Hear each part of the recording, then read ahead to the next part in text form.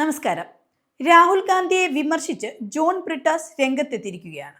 രാഹുൽ ഗാന്ധിയുടെ പ്രവർത്തന രീതിയാണ് CPM നേതാവ് ജോൺ ബ്രിട്ടാസ് MP വിമർശിച്ചിരിക്കുന്നത്. രാഹുൽ ഗാന്ധിയുടെ പാർലമെന്ററി പ്രവർത്തനം പ്രതിപക്ഷ നേതാവ് എന്ന നിലയിൽ സൃഷ്ടിപരമല്ല, മറിച്ച് തടസ്സപ്പെടുത്തൽ സമീപനമാണ് കൈക്കൊള്ളുന്നതെന്ന് ജോൺ ബ്രിട്ടാസ് പറഞ്ഞു. കേരളവുമായി ബന്ധപ്പെട്ട അടിയന്തര വിഷയങ്ങൾ ഉയർത്തിക്കാട്ടുന്നതിനായി പതിവ് പ്രതിഷേധ നടപടികളിൽ നിന്നും വിട്ടുനിൽക്കണമെന്ന ഇന്ത്യ മുന്നണി നേതാക്കളുടെ പാർലമെന്ററി യോഗത്തിൽ താൻ ആവശ്യം ഉന്നയിച്ചിരുന്നതാണ്. എന്നാൽ ഈ ആവശ്യം ഉൾക്കൊള്ളാൻ അദ്ദേഹം തയ്യാറായില്ലെന്നാണ് രാഹുൽ ഗാന്ധിക്കെതിരെ ജോൺ ബ്രിട്ടാസ് വിമർശനം ഉന്നയിച്ചിരിക്കുന്നത്. തന്റെ അഭ്യർത്ഥന അവഗണിച്ച് പ്രതിപക്ഷം പതിവ് സമീപനം തുടർന്നുവെന്നും ബ്രിട്ടാസ് വ്യക്തമാക്കുന്നു. രാഹുൽ ഗാന്ധി കർശനക്കാരനാണോ എന്ന് തനിക്കറിയില്ല, തനിക്ക് രാഹുലുമായി ഊഷ്മളമായ ബന്ധം ഇല്ലെന്നും ജോൺ ബ്രിട്ടാസ് തുറന്നു പറഞ്ഞു. നേരത്തെ ഇന്ത്യ സഖ്യകക്ഷി നേതാക്കളുടെ പാർലമെന്ററി ഫ്ലോർ മീറ്റിംഗിൽ രാഹുലിന്റെ സമീപനത്തെ താൻ വിമർശിക്കുകയും ചെയ്തിരുന്നു. ആരോഗ്യകരമായ ജനാധിപത്യ നടപടികൾക്ക് ഒരു തടസ്സമായി രാഹുലിനെ സഖ്യകക്ഷികൾ പോലും കാണുന്നുവെന്നും ജോൺ ബ്രിട്ടാസ് തുറന്നു പറഞ്ഞു.